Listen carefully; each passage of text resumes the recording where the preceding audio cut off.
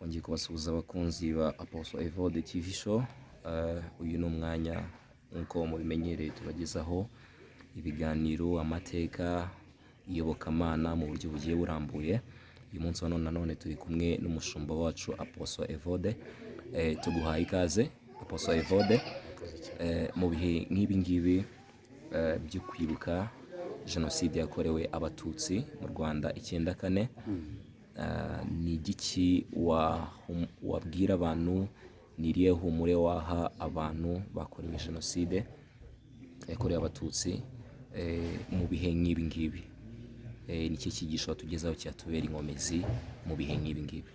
Urakaza neza. Manishimwe cyane, reka tubanze dusuhuze abantu ba hano mu Rwanda, abavandimwe dufatanije muri ino minsi yo kwibuka mu gihe kitoroshye, kiba kitoroheye imitima ya benshi, ariko Kristo abakomeze kuko umuntu we ntacyo yagukomeresha. Icya kabiri, turasuhuza abantu bari kwifatikanya n'igihugu cy'u Rwanda, bari hanze y'ibihugu, abari Uganda, abari Kenya, Tanzania n'abandi bari mu bihugu by'i Burayi, mu Faransa, Australia, Canada, Belgique n'ahandi hatandukanye. Ndabasuhuje mu izina ry'umwami wacu Yesu Kristo. Imana y'amahoro ntibure kubagirira neza kubwo kwifatikanya n'igihugu cyacu mu bihe cyanyuzemo bitari byoroshye. Reka rero tubanze dusenge nk'uko umunyamakuru yari anyakiriye, ariko tubanze dusenge kugira ngo abantu babashe gukurikirana ijambo ry'ihumure. Mana, mu izina rya Yesu Kristo turagushimiye cyane kubw'imbaraga zawe. Urakoze kuko wabanye n'igihugu cy'u Rwanda mu myaka 32 kimaze cyiyubaka. Hari aho udukuye, hari n'aho utugejeje. Turangajwe imbere n'umukuru w'igihugu cyacu cyiza cy'u Rwanda. Tugushimiye kuko wakomeje imitima y'abarokotse, na n'ubu bakaba bakiriho bakiyubaka kandi bazakomeza kubaho. Rero turasaba kugira ngo kandi n'abaruhutse mwami, kugira ngo muri cya gitondo cy'umuzuko abapfuye bizeye bazazukire ubugingo buhoraho, kandi muri cya gitaramo cy'abera tuzafatikanye gukakamba ikirere. Rero urakoze kuko utwumvise, mu izina ry'umwami wacu Yesu Kristo, amen. Turi mu bihe byo kwibuka jenoside yakorewe abatutsi mu mwaka w'1994. Ni ibihe bitari byoroheye abana b'u Rwanda cyangwa se abaturage b'u Rwanda, ariko by'umwihariko ku bacitse ku icumu. Ni ibihe byari bigoye abantu benshi, twumva ubuhamya butandukanye, ariko mu bihe turimo ndagira ngo mbabwire ko igihugu kimaze imyaka 32, ubu ngubu ni ku ishuri ya 32 twibutse ibyo bihe u Rwanda rwanyuzemo. Ariko bene data, ababuze ababo, mfite ijambo ry'ihumure. Bibiliya iravuga ngo nubwo igiti cyatemwa cyakongera gushibuka. Reka nkubwire, nibyo wabuze abawe, nibyo koko habayeho ibihe bitandukanye muri wowe bigoye n'umutima wawe, ariko Bibiliya ivuga ko igiti gishobora gutemwa rwose, ariko cyakongera kigashibuka, wakongera ukabaho, wongera ubeho, wongera ukomere, wongera ushikame. Mama aho uherereye, papa aho uherereye, ndifuza ko ugira ihumure riva ku Mana, kuko Imana niyo ihumuriza imitima y'abababaye, niyo ihumuriza abantu, niyo ikomeza abantu.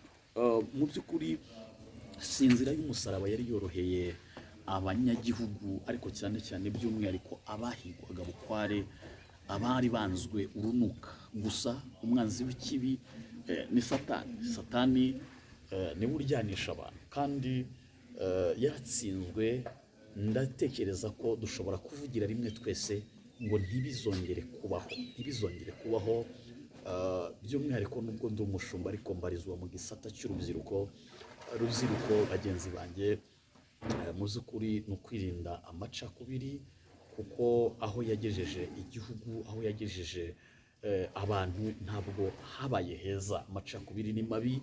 Umuntu wese uko yavutse ntagomba kuzira uko yavutse. Nta n'uwahisemo kugira aho avukira, ntabwo ugomba kuzira akarere, ntabwo ugomba kuzira uko yaremwe. Si byiza cyane, kubera ko ni byiza ko abantu twese tugomba kumenya ko turi ibiremwa byaremwe n'Imana. Ni igihe rero kitoroheye abanyarwanda muri iyi minsi 100 yo kwibuka inzira y'umusaraba abarokotse baciyemo. Mu by'ukuri hari abafite ibikomere by'icyo gihe, ariko Imana dukorera ikomeze kubomora, kuko niyo ifite icyomoro. By'umwihariko rero turashima Imana ko dufite ubuyobozi bwiza butigeze buhwema gukangurira abanyagihugu aribo batwebwe kwirinda ikibi, kwirinda amacakubiri.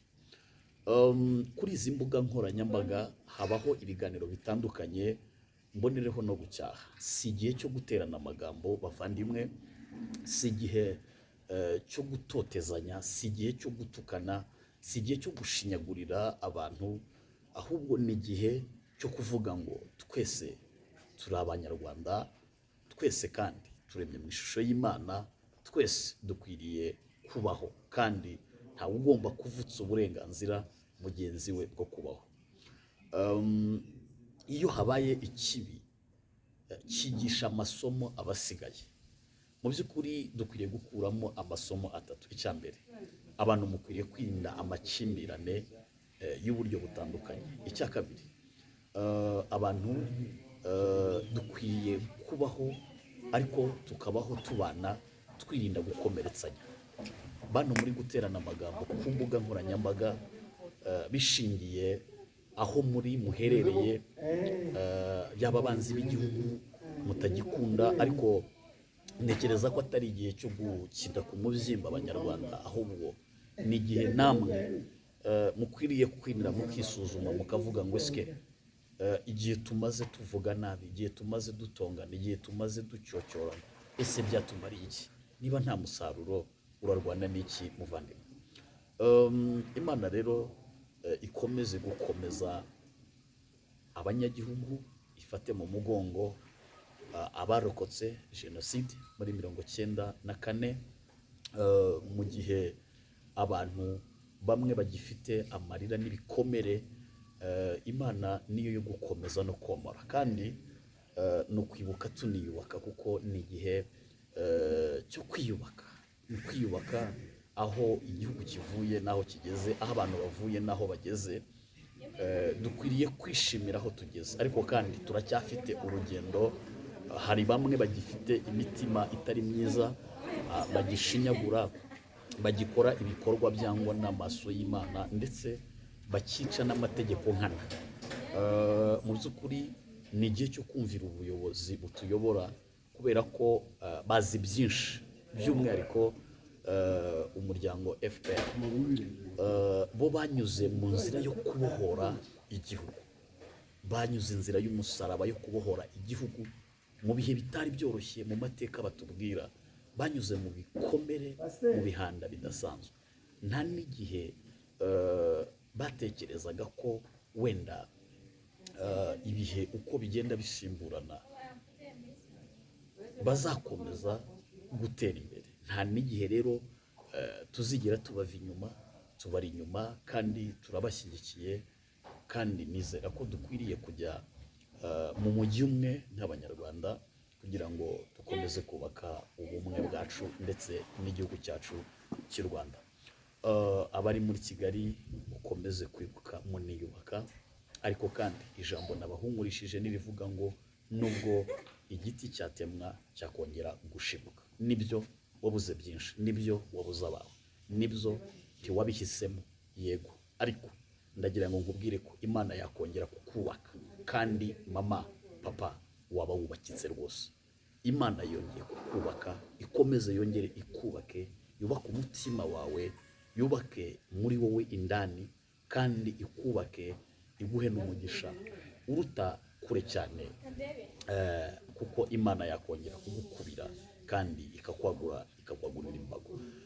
Yesu Kristo abagirire neza, Yesu Kristo abakomeze. Numvaga mfite kukubwira ngo komera, kandi nawe humura, kandi nanone impore impore kuko ntibizongera kubaho. Ntabwo uzongera kukwirukankana akuzizuriwe, ntabwo uzongera kwima uburenganzira kuko Imana iduhaye umugisha, iduhaye ububasha bwo kuba mu gihugu kitarobanura. So muzi ukuri ndagaruka ku bantu muterana amagambo rwose nimusigeho. Si byiza ko mukomeza guterana amagambo mujomba mu bikwasi, mujomba ibikwasi mu bikomere by'abarokotse. Si byiza rwose. Amagambo mabi nimuyihorere, ibintu bitari byiza nimuzihorere kuko nta mumaro wabyo. Imana yanga ikibi kandi nanone Imana igakunda icyiza ikanagishyigikira.